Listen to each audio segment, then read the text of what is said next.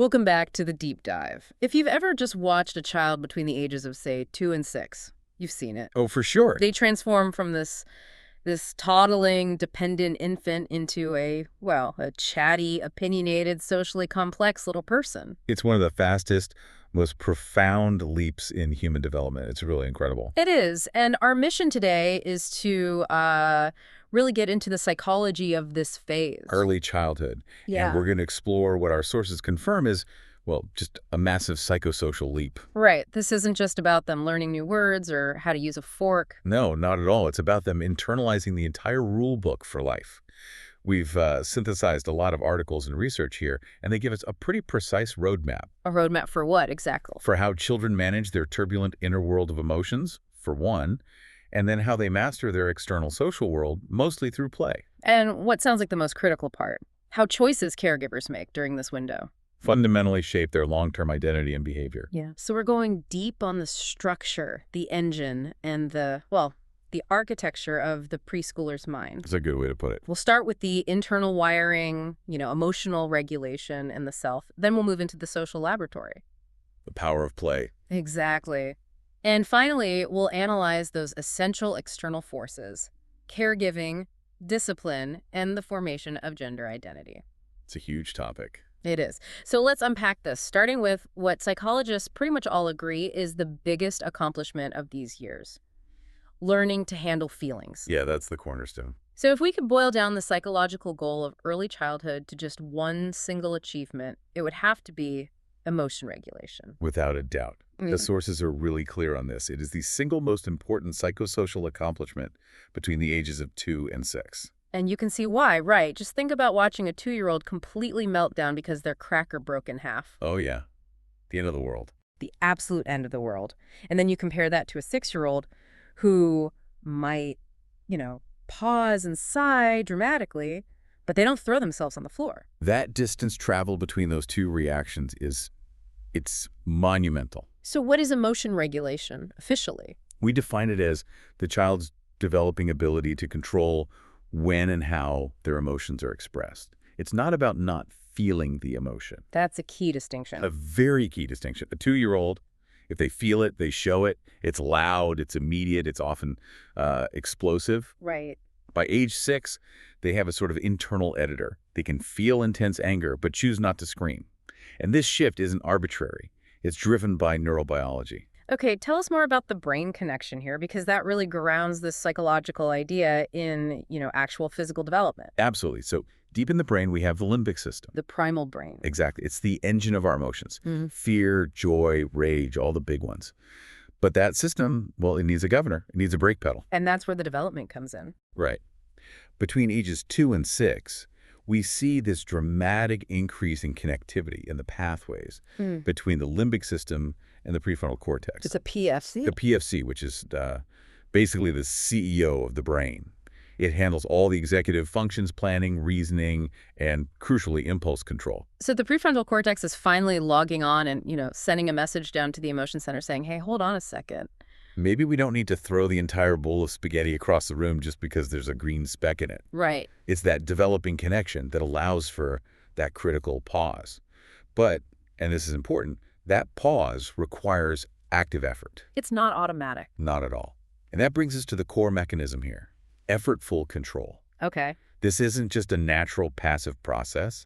It's the ability to regulate one's emotions and actions through effort. It's intentional, focused mental work, not just your natural inclination. Effortful control. That sounds a lot like what we as adults are expected to do all the time. It's the absolute foundation for it. Delaying gratification, focusing your attention, trying not to get distracted by your phone. It's all the same muscle. Think of the famous marshmallow test. Right. Wait for the second marshmallow. Waiting for that second marshmallow requires immense effortful control. You have to actively suppress the immediate impulse for a greater long-term reward. And this skill is a huge predictor of everything. It really is. It predicts success in school, better social skills, general resilience. It's this internal muscle that they are building rep by rep every single day. So if they're working so hard on this internally, what are the external factors that influence whether they succeed or not? Because some kids just seem to get it faster than others. It's a profound mix. First, there's maturation. The brain just has to be ready. That's the clock. You can't rush it. You can't. Yep. But then there's learning. This is where caregivers provide the tools. They teach them techniques like use your words or take a deep breath or let's talk about why you're feeling so angry. So it's nature and nurture. And then there's the third piece, culture. Culture dictates not just how they express emotion, but which emotions are even permissible to show. That's a fascinating point. For example, some cultures encourage this really immediate, intense expression of grief or joy. It's seen as healthy and authentic. Others, might prize emotional stoicism, internalizing strong feelings. And a child's success at regulation is really measured against those cultural norms. Exactly. So what looks like poor regulation in one culture might be perfectly appropriate in another. So once a child has some degree of this emotional control, they can start using that control to, tackle the world in a new way. A much more proactive way. And this brings us right to Erik Erikson's framework. For this age group, 2 to 6, we're talking about his third psychosocial crisis. Initiative versus guilt. Initiative versus guilt. Let's break that down. The initiative part seems pretty straightforward. It is. It captures that explosive drive you see in preschoolers. Initiative is their desire to undertake new skills, to plan activities, to create things. They're not just reacting anymore. They're formulating ideas and then executing them. I'm going to build the biggest Lego tower in the world. Exactly. Or they want to dress themselves, even if the shirt is backwards, or they're orchestrating this incredibly complicated pretend game with all these rules. It's the engine of self-starting behavior. Okay, so that's the initiative. Where does the guilt come in? That sounds like a really powerful negative break on all that positive energy. It is. The guilt arises when their emerging independence clashes with, the inevitable boundaries, failures, or prohibitions that caregivers and the world impose. So when they try to help cook dinner and end up spilling flour all over the floor? Precisely.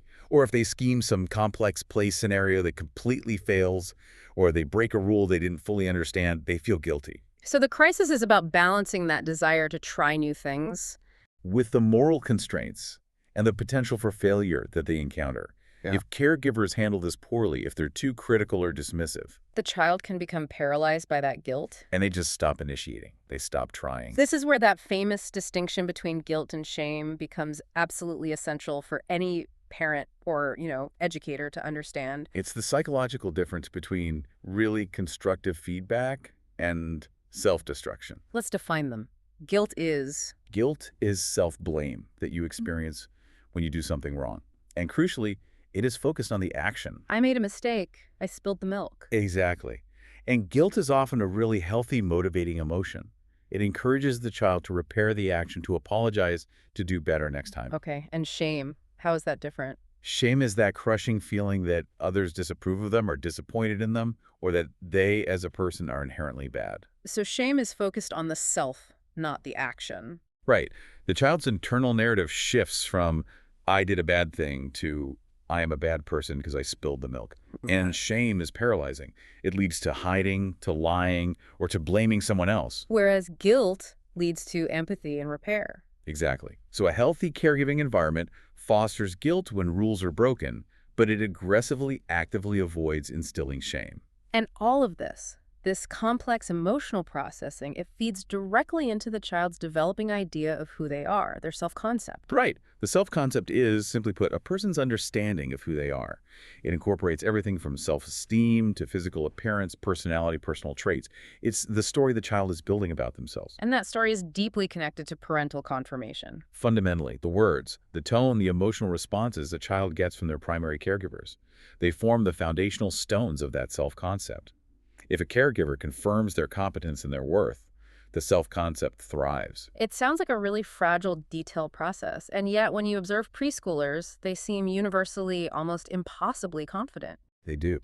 They'll announce they can run faster than a car or jump higher than the house. That is the beautiful protective mechanism Erikson identified, which we call protective optimism. Protective optimism. Young children, often completely unrealistically, believe they are incredibly strong, smart, attractive, and able to achieve any goal they set their mind to. They might genuinely believe they can fly if they jump off the sofa with enough force. They absolutely might. And you have to wonder, why is this high, unrealistic confidence beneficial? Isn't it important to be realistic? Yeah, you'd think so.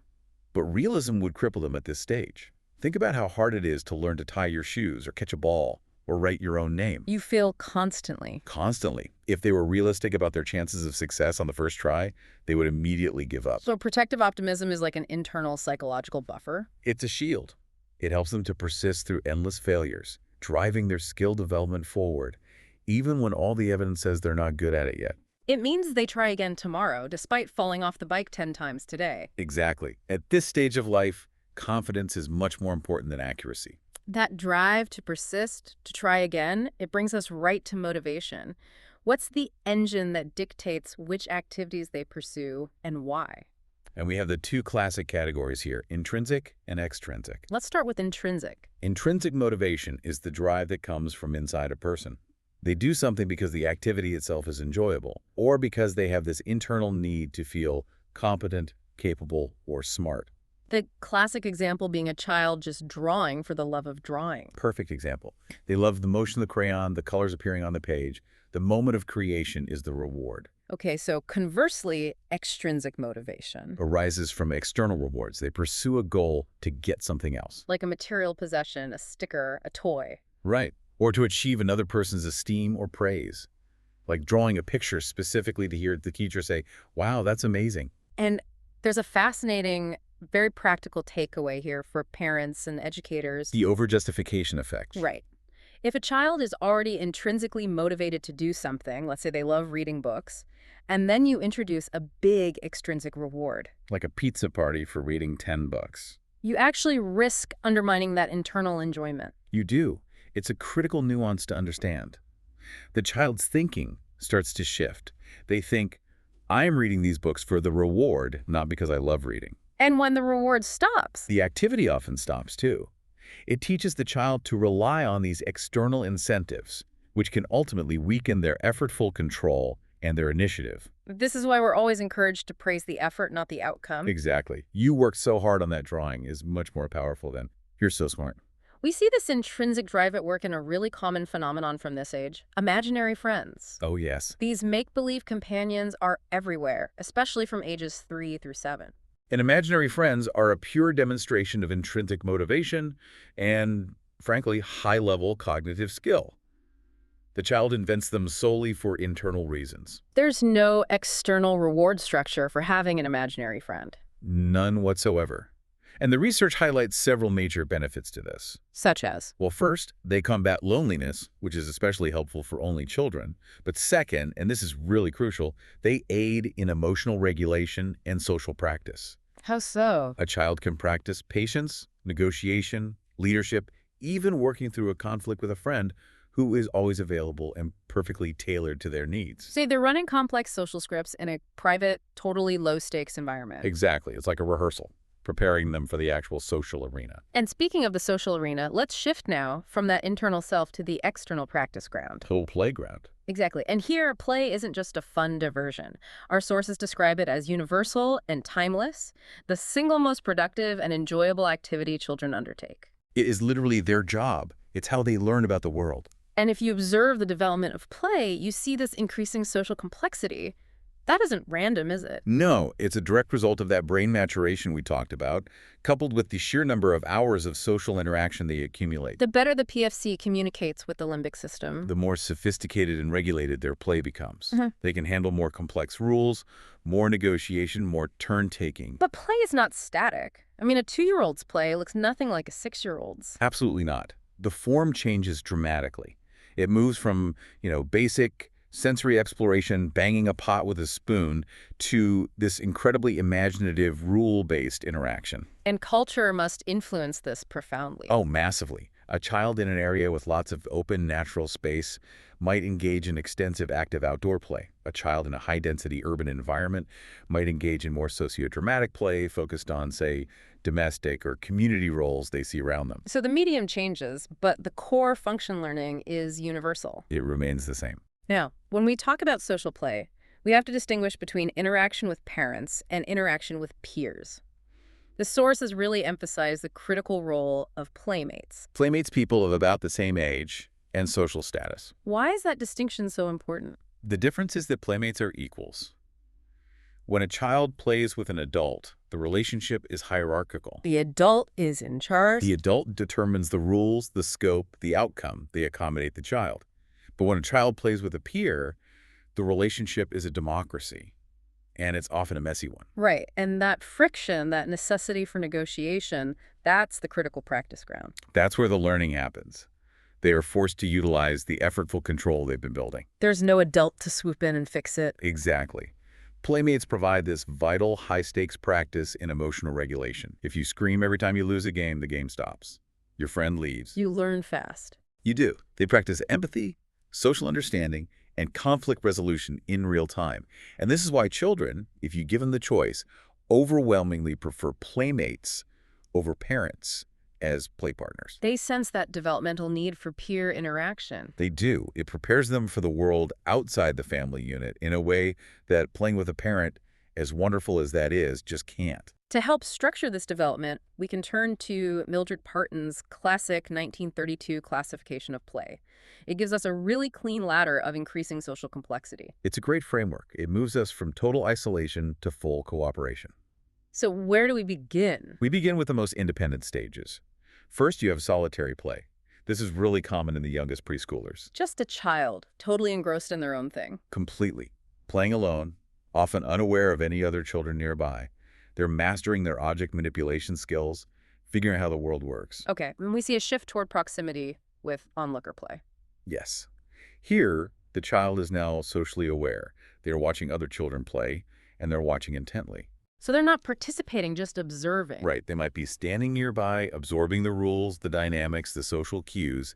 They are gathering data, basically, preparing for the next step. The next stage is crucial for understanding any crowded preschool environment. Parallel play. Ah, yes.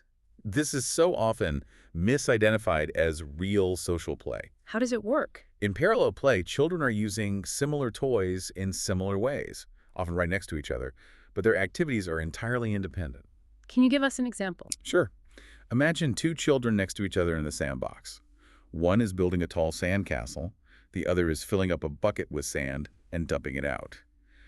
They might be inches apart, but they rarely talk or influence each other's task. They're just occupying the same physical space? Exactly. They're playing alongside each other, but not with each other. So when do they finally cross that bridge into actual interaction? That happens with the next stage, associative play. Here, interaction finally starts. What does that look like? Children begin observing each other and sharing materials. One might pass the other a shovel in the sandbox, or they might briefly discuss the color of the blocks they're both using. But they're not working on the same project. That's the key. There is still no mutual, reciprocal, joint goal. They are collaborating loosely on the materials, but not on a shared story or a shared project. And that brings us to the most sophisticated, high-level social interaction of this age group. The peak of the mountain.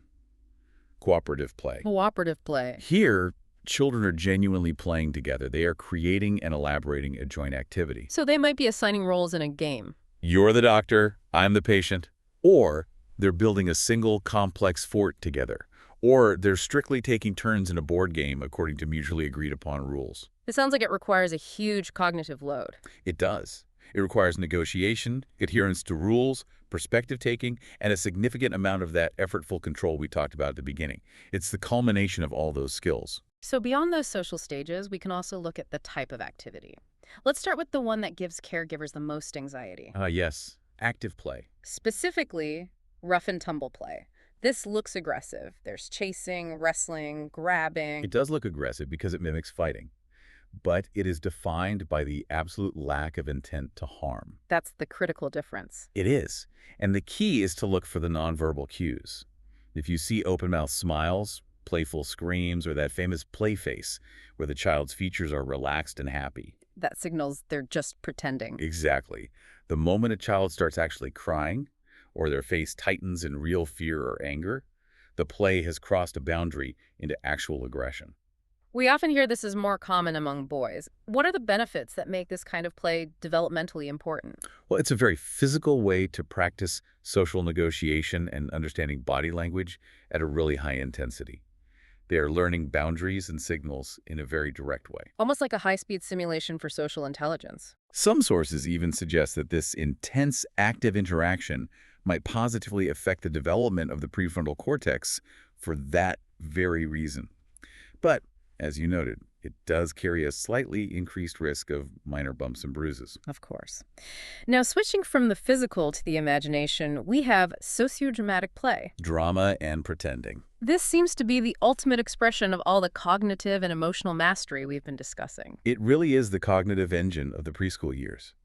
By acting out roles, playing house, running a store, fighting a dragon children, accomplish several critical developmental tasks at once. Like what? First, they explore and rehearse social rules. They practice adult roles and test social boundaries in a safe way.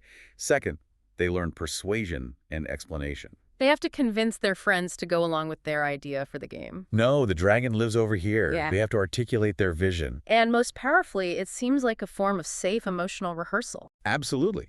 They can practice emotional regulation by acting out scenarios that might be scary or frustrating in real life, like going to the doctor. And finally, it helps them develop their self-concept. In a totally non-threatening context, Mm. a shy child might try on the persona of a powerful police officer or a brave firefighter.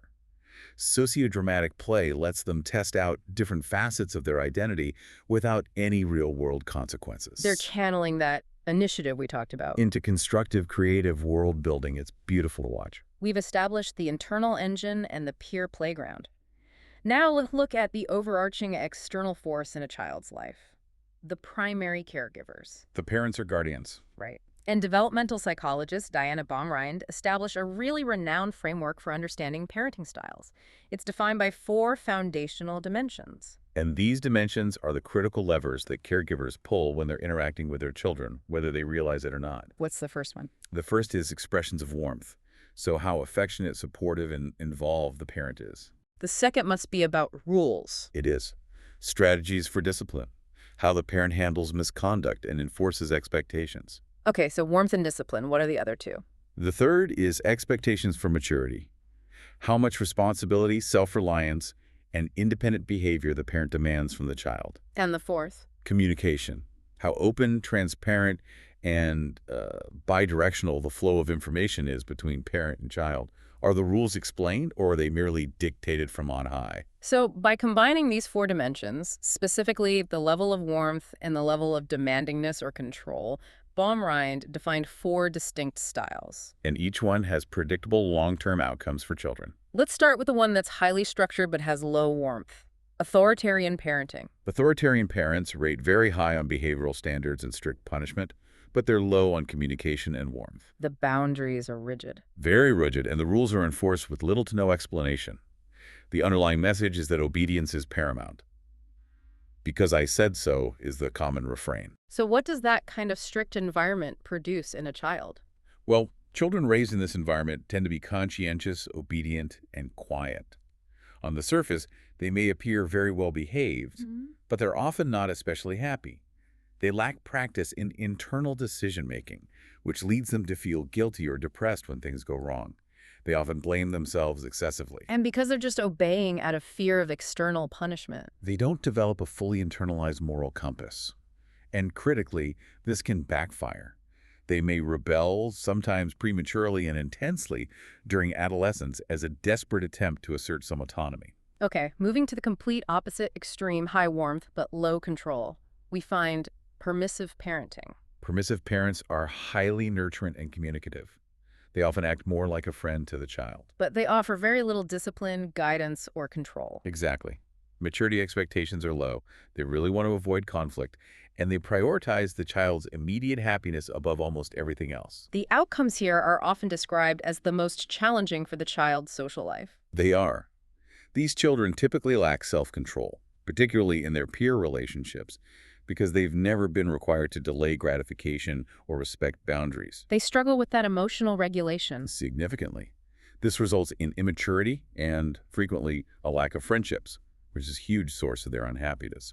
Ironically, the parents who prioritize happiness above all else often produce the unhappiest children. And they struggle to launch. They do. Yeah. They tend to remain dependent on their parents well into early adulthood. All right, the third style is that celebrated middle ground, the one that requires a lot of effort from the parent. Authoritative parenting. Authoritative parents strike that vital balance. They set high limits and they enforce rules Well, consistently they're also flexible. and provide high warmth. And they listen to their children. They explain the why behind the rules. They encourage discussion and independence, but within very clear boundaries. The goal is self-discipline, not just compliance. And the famous outcomes associated with this style. These children are generally successful, articulate, happy with themselves, and generous with others.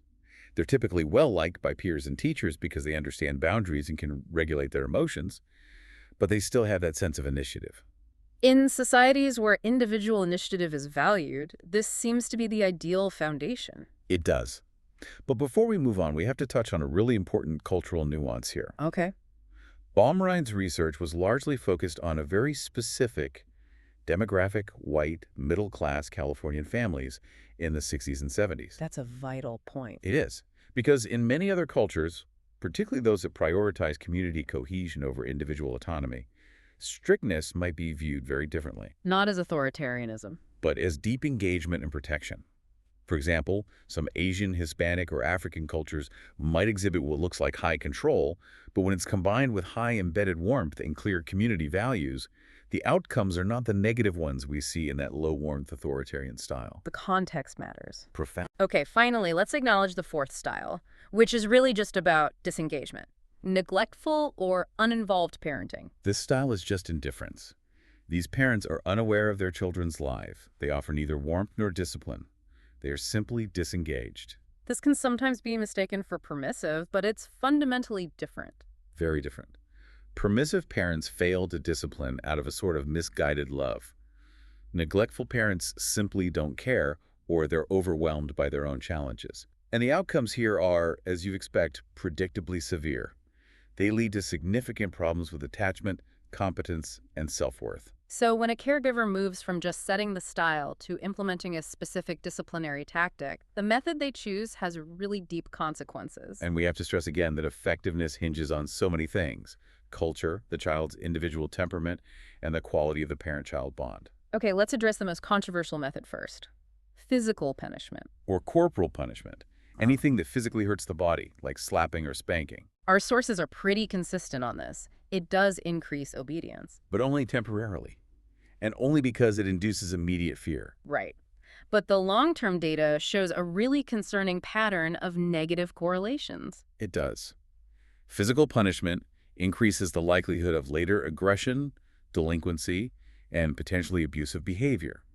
But we need to explain why. Why does it correlate with something like a delayed theory of mind? That's a fascinating part. Why would a spank delay the ability to understand another person's perspective? Think about it. When a child is physically hurt, their cognitive resources are completely hijacked by the emotional and physical pain. Their focus shifts immediately to the threat and the fear. Not to the moral principle the parent is trying to teach. Exactly. If a child hits their sibling and the parent spanks them, the child isn't thinking, oh, I shouldn't hurt my sibling because it makes them sad. They're thinking, I hate this pain, and I hate the person who's giving me this pain. So they completely miss the cognitive shift that's required to understand the disciplinarian's perspective or the underlying moral rule about empathy. It's a barrier to developing compassion. Now, we do have to acknowledge the counterpoint. We must. The vast majority of children who are spanked do not become violent adults. And this confirms that other factors are at play. Right. Things like socioeconomic status, community stress, genetic predisposition. These are equally or sometimes more powerful influences on long-term outcomes than just the discipline style alone. Okay, so moving away from the physical, there is this more insidious type of control that works purely on the emotional front. Psychological control. What is that? This technique involves disciplinary moves that threaten to withdraw love or support. It often relies on the child's feelings of guilt and gratitude to enforce compliance. So this would be a parent sighing dramatically and saying, "You make mommy so sad when you do that." Or, I can't believe you'd behave that way after everything I've done for you. It's leveraging the relationship as a weapon. And the correlations here are surprisingly destructive, especially to achievement and social life. They're incredibly high. Studies show that higher parental use of psychological control correlates with lower child math scores, depressed creativity, lower overall academic achievement, and decreased social acceptance. Why? What's the mechanism? The child's focus shifts from mastering the task at hand to constantly monitoring the parent's emotional state. They become so anxious about keeping the parent happy that their cognitive resources for learning and creative problem solving are just diminished. And it links to relational aggression. Strongly, because they learn from the best that emotional manipulation is a very powerful tool. Finally, let's discuss the modern go-to for discipline, the timeout. Timeout is defined as separating a child from people or activities for a specified brief time. When it's used correctly, it can be really effective. It can be. It offers a necessary cool-down period for both the child and the adult. The challenge is just the inconsistent use. Is the child sitting on a step and just allowed to rage and yell? Or is the parent using it as a structured moment for reflection and calming down? If the timeout is just a form of abandonment, it can almost replicate the harms of psychological control. Precisely. If it's used as a punitive banishment, it can just produce an angry child without changing the underlying behavior. So what does a good timeout look like? The most effective ones are brief. A minute per year of age is a good rule of thumb. Clearly explained beforehand, and this is the most important part, followed by a connection phase. A time in. A time in, exactly. The adult helps the child articulate what went wrong and how to make a plan for next time. It has to be about regulation, not just punishment. And discipline is ultimately the tool for shaping moral behavior. This whole process really starts with the development of theory of mind. The understanding that other people have different thoughts, feelings, and perspectives than you do. Once theory of mind emerges, so does the capacity for empathy. Which is the necessary precursor for compassion and ultimately for prosocial behavior. Helpful, kind actions toward others. Right, and the wonderful news is that prosocial behavior increases dramatically during early childhood. They get better at sharing, helping, and comforting others. And what about the negative side, antisocial behavior? Well, both prosocial and antisocial tendencies are considered innate and universal. But as children gain those regulation and social skills, antisocial behavior generally diminishes over the preschool years. But that progress is fragile. Very. High levels of stress from neighborhood violence, family chaos, or overly harsh schooling can really derail it. That stress can lead to decreased empathy and increased antipathy, or just general dislike toward others. When aggression does manifest, our sources break it down into 4 distinct general types. Yes. First, you have instrumental aggression. This is very common in toddlers. This is aggression to get something. Exactly. It's aimed at achieving a goal, like grabbing a toy from another child. It's typically non-emotional, and it decreases significantly as children learn to use their words and negotiate. Okay, second. Reactive aggression. This is an impulsive, angry retaliation to a perceived threat or provocation. It's the "he hit me, so I hit him back" kind of aggression. The third is that more socially sophisticated aggression we mentioned earlier. Relational aggression. Yeah. These are non-physical acts designed to harm social relationships. It's often seen more in girls, but not exclusively. So, spreading rumors, social exclusion, malicious gossip. Right. It's the weapon of choice for children who have strong social awareness, but poor moral inhibition. And finally, the most enduring and problematic form. Bullying aggression. This is distinct because it is unprovoked and it is repeated. It's a systematic physical or verbal attack on victims who are unlikely to defend themselves. And unlike the other 3, which are often situational, bullying reflects a significant psychological pattern that warrants immediate, structured intervention from both the school and the family. we really cannot talk about external influences in the modern world without addressing the elephant in the room. Screens. The digital shadow. Our sources highlight a significant and relatively new challenge. A growing number of young children now use screens 3 hours a day or more. And that's a massive replacement for the face-to-face social and imaginative play we just spent a whole segment discussing is so critical. The consequences are far-reaching because screen time displaces so much important developmental activity. On the physical side, the correlation is obvious and strong. Excessive screen time correlates with obesity simply due to sedentary behavior. But the psychological consequences are arguably even more profound. What are we actually replacing when we put a tablet in a child's hand for 3 hours? We're replacing face-to-face interaction. And that's necessary to build language skills and emotional literacy. A lack of interaction with real people can lead to challenges with emotional immaturity. Because they're not practicing. They're not. If you're watching passive content, you are not practicing reading subtle social cues, facial expressions, or the complex rhythm of a real conversation. That directly impacts the development of theory of mind. But what about intellectual growth? I mean, what about all the educational apps? Do they mitigate this? Well, while some content is certainly better than other content, simply replacing active, open-ended play with structured screen activity generally leads to intellectual growth challenges. Why is that? Active play like building a fort or acting out a story requires the child to problem solve, imagine, initiate, and adapt. Passive viewing, even of educational videos, is a cognitively shallow activity compared to the deep, language-rich interaction required in sociodramatic play, We're replacing the deep dive into imagination. with a surface skim of prepackaged information. And the sheer volume of screen time, regardless of the content, seems to impact a child's ability to focus and sustain that effortful control on non-digital tasks. The real world starts to feel slow and boring. We've saved maybe the most complex issue of identity for last. When we look at ages 2 to 6, the speed at which children internalize and categorize identity based on sex and gender is just astonishing. It's incredibly rapid. So let's start with the fundamental definitions. Sex differences are the biological distinctions. Chromosomes, organs, hormones, body type, biology And gender differences. refer to the roles, behaviors, and attributes that a specific culture deems appropriate or desirable for males and for females. It's the social construct. And the key takeaway from the research is that children become rigid gender detectives very, very quickly. Unbelievably quickly. Yeah. By age 2, they're already applying gender labels. Boy, girl, man, woman. And by age 4, They are convinced that certain clothes, certain activities, and certain toys are best suited for one sex or the other.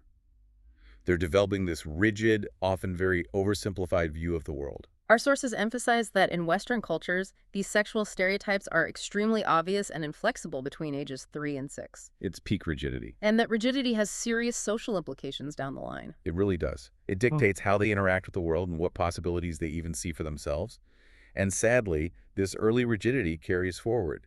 Studies show that while older children will come to recognize ethnic discrimination as fundamentally immoral, they often accept some sex discrimination. Why?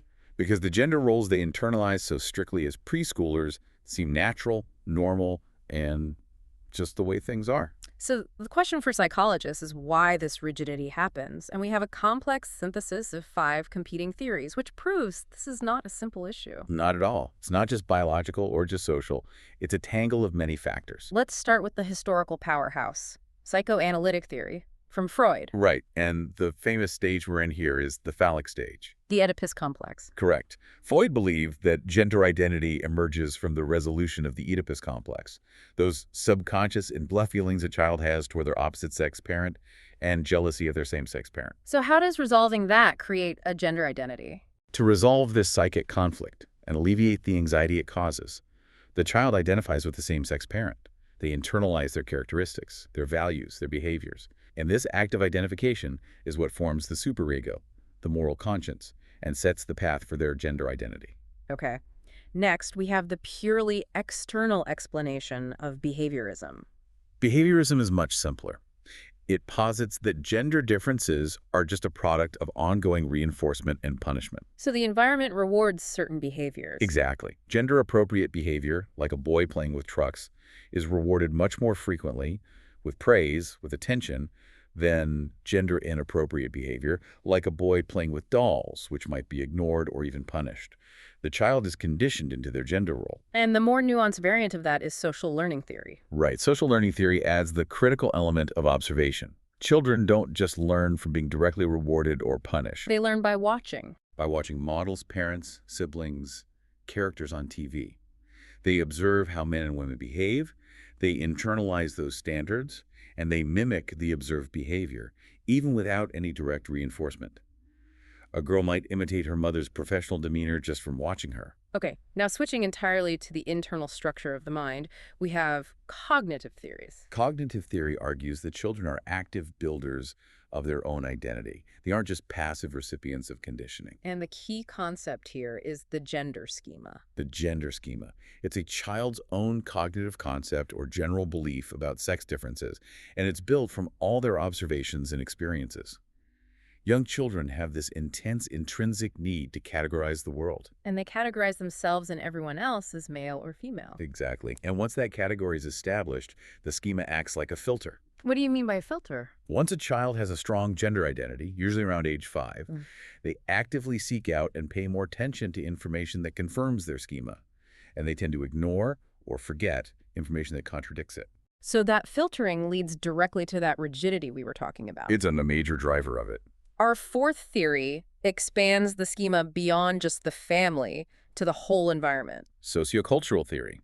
This stresses the massive influence of cultural values and customs. While the immediate family matters, much of the messaging about gender comes from the larger community. School, media, peer pressure. Even the language we use. By age 6, children are sophisticated gender detectives. They're constantly scanning their environment for these cultural clues, realizing that performing their gender role correctly is essential to functioning within their community. And finally, the oldest drive of all, evolutionary theory. This theory views gender roles through the lens of reproduction and survival. It suggests that sexual attraction is crucial for the basic urge to reproduce. So, therefore, Young boys and girls are, in a way, practicing becoming attractive to the opposite sex in their play and behavior.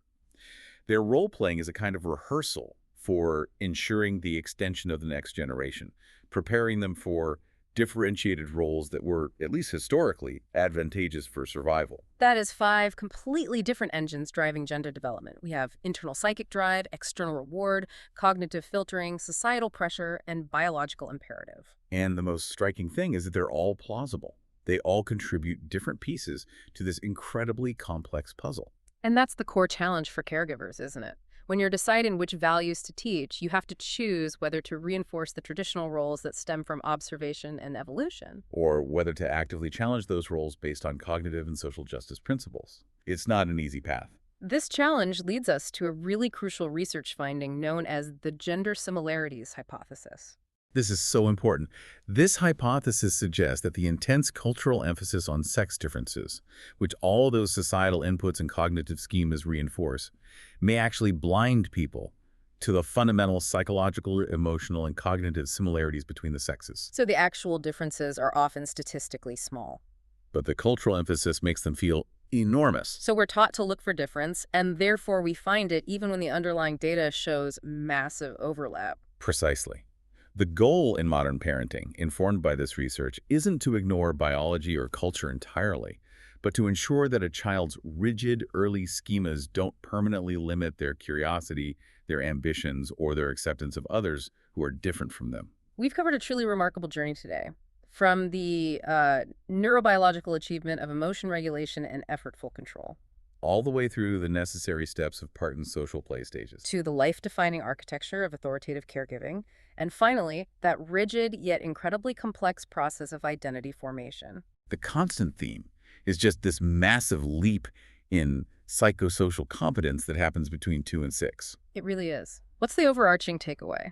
I think it's that the most effective strategies for guiding this development, whether that means discipline through flexible, structured rules, or facilitating growth through imaginative, sociodramatic play, they all center on encouraging the child's own initiative. And celebrating their protective optimism. Exactly. But ensuring that structure and guidance are firmly in place. That seems to be how the individual self is successfully launched into the social world. And that structure allows the child's inherent, almost unrealistic confidence to flourish in a productive way. Which brings us to our final provocative thought for you to consider. Okay. We established that young children exhibit this powerful protective optimism, this belief they're capable of achieving anything.